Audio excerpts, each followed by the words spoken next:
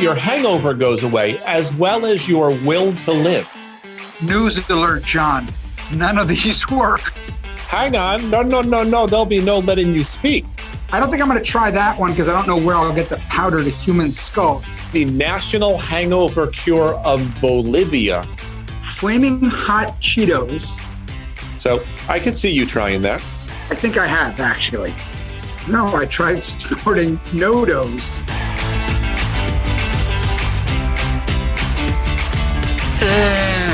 And that, ladies and gentlemen, is the opening salvo to a new episode of Smart Drivel. We sneeze, blow, and hoot right into your ears. Kurt Schneider here with... And this is Jon Ellenthal. We're going to call this episode Smart Nasal. But that was actually just a service that I was providing to you and our listeners, letting you know that land is near. So be careful. You know, that sneeze was kind of like a fog cutter. And what's funny about fog cutters are that used to be a huge hangover cure drink when I was in college. You'd have a fog cutter. It would cut through the fog. Or the drink your brother turned me on to, the Corpse Reviver #2, also a hangover cure, which leads us to today's topic, Jon, which is? Incredibly weird hangover cures that have been tried somewhere, someplace, sometime over the last several millennia, because man has been drinking alcohol for a long time. And you'd think after literally thousands of years of hangovers that we would have figured out by now some hangover remedy that actually works. The funny thing about that is it's been 10,000 years we've been trying to do it. And the greatest thing about hangover cures is every single person has one. None of them work, but everyone's like, oh, no. I got the one that works. Yeah. So why don't you kick us off with one of your favorite unsuccessful hangover cures from the ages? Well, before I even get there, I want to talk about what we've all tried, what everyone talks about, right? And why don't we should just get these out in the beginning of the episode, Jon? So you and I should just go back and forth. These are ones that just everyone talks about, which is have a glass of water in between every drink at night. Chug 6 glasses of water before you go to bed and have some aspirin, right? What are some other ones that people currently do? Hair of the dog. Hair of the dog. What's amazing about this episode for me, Kurt, is how many of our previous episodes tie into the things we're going to talk about. But to answer your question, I don't think this is a hangover remedy as much as it's a way to actually drink more. I saw on a very late episode of The Americans, which I thought was one of the best shows ever made, that there were a bunch of Russian spies hidden in America as a suburban family. And one of the tricks of the trade of spycraft was before you go out drinking with your target or your mark, you would take a shot of olive oil to coat your stomach. There, I guess that would slow down the absorption of the alcohol and you could outdrink whomever you were with and get all the information. I wish they had provided a hangover cure because I bet you in spycraft they figured something out. But we did do that, right? It was always you would do olive oil and it would coat your stomach first to allow you to drink more. But did it prevent your hangover? Of course not, because you drank more. But then there was things like they have now, all the rage is IV infusions. You see these like in Vegas and Hollywood and all those places. That makes sense because obviously part of it is you've lost some electrolytes. You are dehydrated. So maybe you can accelerate the recovery. But the only thing that seems to work is one, don't drink and get hungover in the first place, or two, just wait it out. So, the thing is, you're right on the electrolytes and potassium. That's why Gatorade and Pedialyte. And here's another one that people do. I've done this when I've had a terrible cramp that I cannot get rid of. I go running to the fridge. I open the fridge up. I find my jar of pickles. I open up and I chug pickle juice. People swear by that as a hangover remedy because it's basically packed with electrolytes and potassium. Well, I'm just amazed that with a cramp, you can literally run to the refrigerator. So that's a good sign. That may even be the cure in and of itself. But speaking of vinegar, because pickled foods are clearly a big deal, for a while in Poland, they do recommend what you suggested, which is just drink pickle juice straight out of the jar. But the Mongols from the Genghis Khan era, an era that you've oft mentioned, they prescribed a breakfast of 2 pickled sheep's eyes. And believe it or not, this approach is still used in the region, although today they chase it with a glass of tomato juice, and it's called the Mongolian Mary. So have you ever tried eating pickled sheep's eyes the next morning? No. Here's what I think about Poor sheep.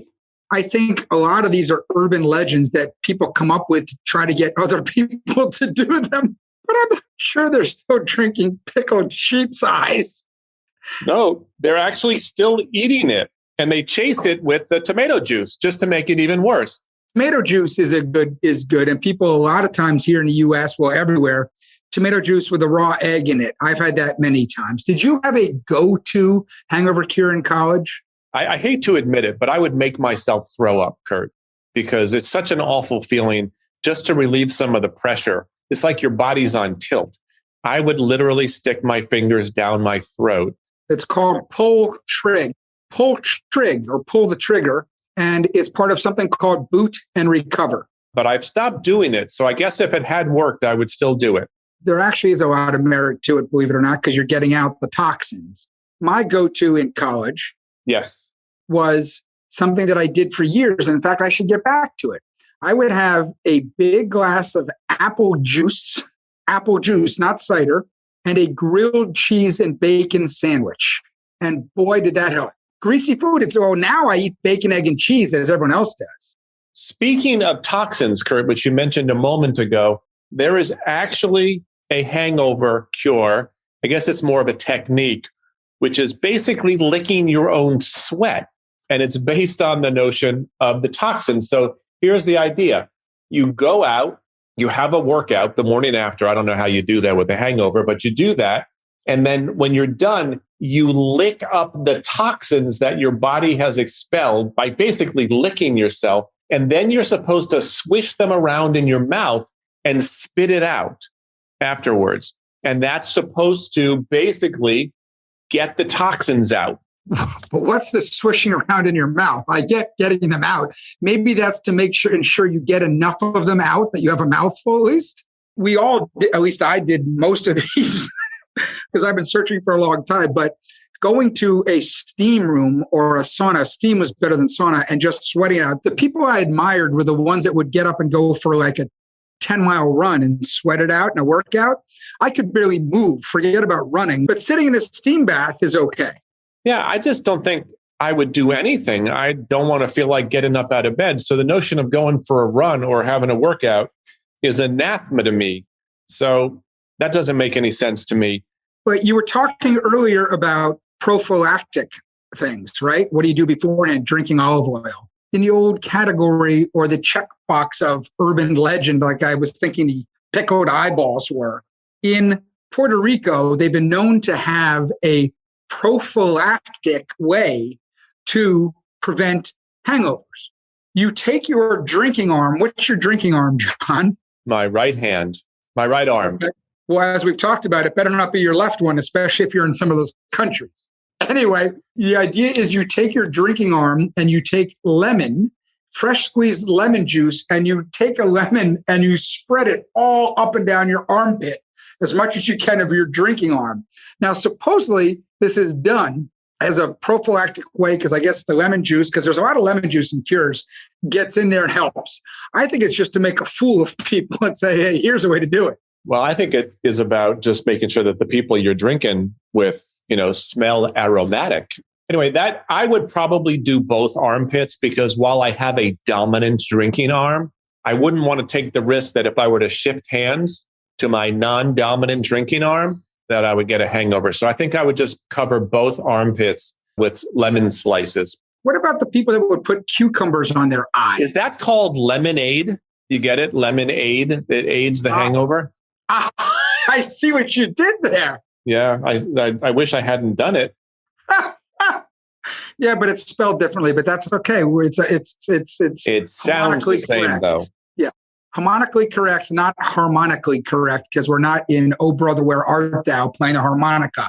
By the way, Bob Dylan How did he get so good at the harmonica? I ask you this. I'm guessing he combined a lot of natural ability with a lot of practice, because I think that's how most people get good at most things. Okay. But some people just have it in them. They are just better. That would be the natural ability part. Okay. So it's not uncommon for you to wax poetic about life in New York City, in the 1940s, probably the post-war 1940s. Yeah.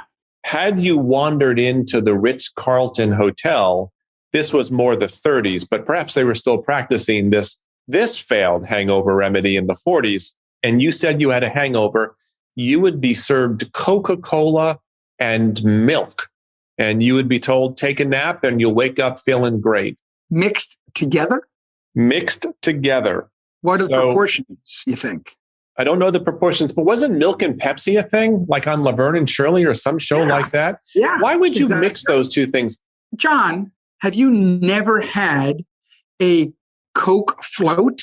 I have, and I appreciate that. That sounds like the same thing. But there's something about it that doesn't work for me. In fact, I love Coke floats, dare I say, even more than root beer floats, at the risk of blaspheming there. What about ivory soap floats? It does float. It floats very well. And how pure is it, Kurt? 99.99. No, I'm sorry. It's 99.44. So it's 99 and 44 100ths pure. Darn. So maybe my goal for you, because it's the new year and it's time for resolutions, I'm going to resolve for you to try every single one of the headache remedies we talk about during today's episode. What do you say? I will take that on. Oh, you will? Yes. But here's because I'd like to recommend one right now. Before you do that, I want to talk about your Coke and milk thing. I get it. And here's why I get it. Okay. Coke has caffeine, known to one of the only scientifically proven things to get rid of hangovers. Do you know why? Because caffeine shrinks your capillaries so you don't have the pound, pound, pound, pound, pound. Hey, was that the shrinking of the capillaries? That was the shrinking noise. We cut our sound effects budget. That's why, by the way, there's so much caffeine in Excedrin for the same reason. Okay, exactly. Number 2, it's got bubbles, Coke does, so that helps the stomach. Number 3, it's got sugar in it, which also helps. It'll help hurt you later, but it helps you chill out with all your jitteriness. And number 4, the milk is a soothing part. Remember, warm milk to help you sleep. So you soothe the stomach, you have bubbles. I think that is perfect, makes sense. And if we think about the same area in the same era, we talked about this in a podcast in the past. Another hangover cure was at the Waldorf Astoria right next door, where a guy came in hungover and what was born? Eggs Benedict. Was it a breech birth, cesarean? How was it born? Well, I do see the merits of the Coke and milk, but that doesn't mean it works, because it doesn't work, or else that tradition that started in the 1930s would be common today. News alert, Jon. None of these work. So back to your promise a moment ago to try all of the failed. Hang on. No. There'll be no letting you speak. I'm going to recommend the National Hangover Cure of Bolivia to you. You're going to love this one. Basically, it's bull penis soup. Now, if that weren't bad enough, Kurt, the bull's penis is served whole. And let's just say they don't stir with it, but they do stir it. The average size of a bull penis is about 1.5 feet. I'm picturing a huge cauldron and someone grabbing a big bull dong and stirring with it right now. Well, so listen. So once the penis has simmered in whatever broth you use for about 10 hours, so it's slow cooked, you add all sorts of lamb, beef, chicken, boiled egg, along with rice and potatoes, and you eat this dish.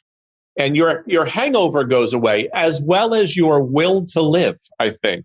It's probably an aphrodisiac as well, given the fact, because a lot of those places, when they throw that in, it does 4 things. It cures cancer, it cures your hangover, and it's an aphrodisiac. It also cures back pain, believe it or not. So if you ever go to Bolivia, you may want to think twice before you drink alcohol.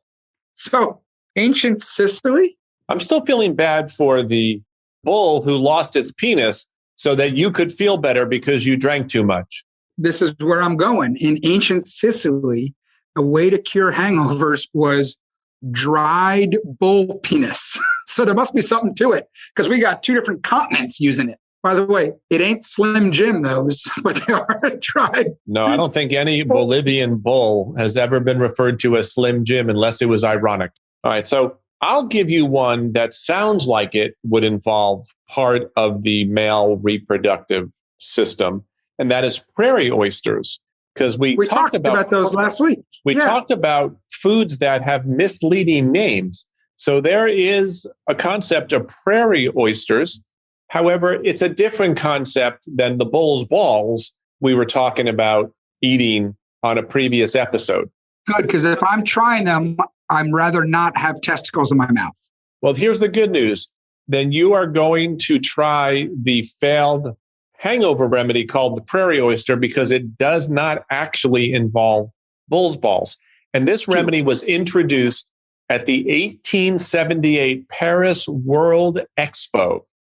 So it's got nothing to do with oysters for that matter either. It's just a raw egg in a shot glass with whiskey and Tabasco. So I could see you trying that. I think I have, actually. Well, what you have is there's a spice seems to come up in a lot of these. And I wonder if it's to counteract the bile in your stomach or something, but spice is... I think in this case, the Tabasco is to counteract the raw egg and the name prairie oyster. I came across a current college hangover cure. You ready for this? Ramen, right? Which is what every college kid has. Yes. Flaming hot Cheetos. And wait, not done yet. And sriracha sauce. Well, I think sriracha goes pretty much everywhere. But mixed together. Listen, I think hangovers suck so bad that I think people, as evidenced by some of the things we've discussed, will try almost anything to get rid of that lousy feeling. Well, a lot of people swear around, right? We seem to have different themes. One is spicy. One is, I'm not sure where the eyes and penis come in, but then you have electrolytes and potassium. Then you have greasy foods that coat the stomach. It's so many people say, I go to an In-N-Out burger or a bacon, egg, and cheese, or, any sort of big, greasy hamburger seems to do it for people. The problem is usually wash it down with a beer at that point, and then you're off to the races again. What is your position on King Charles II back in 17th century England? Well, he had, besides being the guy who brought the kingdom back, they called it the Reformation. Not the Reformation. What the hell they call that? When the reclamation, the reincarnation, the reincoronation. After Cromwell had his little bit of fun there, they brought Charles II back and they had the re-kingdom, the re-monarchy. The anti-abdication. So people loved him, but he also had a tremendous hangover cure that he used all the time. Goddard's drops. Tell me more. So Goddard was a quack back at the time, right, in the 17th century. And he would take the powdered human skull. But is it restoration? Yes, the restoration. Powdered human skull. But not any skull, John. It had to be the skull of someone who had just gotten hanged. Ugh! And back then there were a lot of those because there were the people that were the anti-monarchists that they were hanging left, right, and center back then. Powdered human skull, dried viper, which is a snake, and people always do, and ammonia. You mix it together, Goddard's drops, hangover, gone. Charles II swore by it. He did, which is why I asked you your official position on Charles II. I don't think I'm going to try that one because I don't know where I'll get the powdered human skull. Well, let me handle that because you said that you would try any one of these. So, or actually you said you would try all of these. All of them. How about this one if we're going on something that's a little off the beaten path? In the West, we had rabbit pellets, right? Rabbits would take poops all over the place. Cowboys back then, when they were out drinking too much of whatever peyote juice they drank and they'd be hungover, would grab up these pellets, they'd put them in hot water, make tea out of it, and drink that rabbit pellet tea, John, to cure a hangover. Look, if you feel like shit, you might as well have some shit tea. which is actually a big thing now because people are drinking poo tea as part of restoring their biome. So it's a thing. There are humans today who drink something called poo tea. I got to tell you, I thought you said something which is a prophylactic hangover cure itself. I thought you would say poutine, which if you go to Quebec, we've talked about that. You eat a thing of poutine after you've been drinking all night, you're going to be fine the next day. You're going to be right as rain, John. You get some of that cheese curd and gravy and all over the French fries. You're going to be okay. It is not an appealing thing, but you cannot tell that to a French Canadian because they will take deep umbrage. It's like the national food of that part of Canada. I think you're right, by the way, that it is about absorption because there's something about absorption that helps get the hangovers over, which is what you do. And then, of course, in ancient Rome, you know what they would do? They would take little birdies, John, little yellow birdies, John, that we know as canaries that help in the coal mines. And they would take a canary, deep fry it, eat the whole thing. Ancient Rome, Kurt. Well, here's one for you. This is from Irish legend. And this one does not involve eating anything repulsive or compromising an animal part so that you can feel better. This is burying yourself in wet sand to get rid of a hangover. So in Ireland, the idea was if you wanted to get rid of your hangover, all you needed to do was go to the river and bury yourself up to your neck in wet river sand. And the idea was that it will chill you, get your blood pumping, kind of like a cold shower. Not to generalize, but no wonder that's the only Irish cure for a hangover because no one's doing it.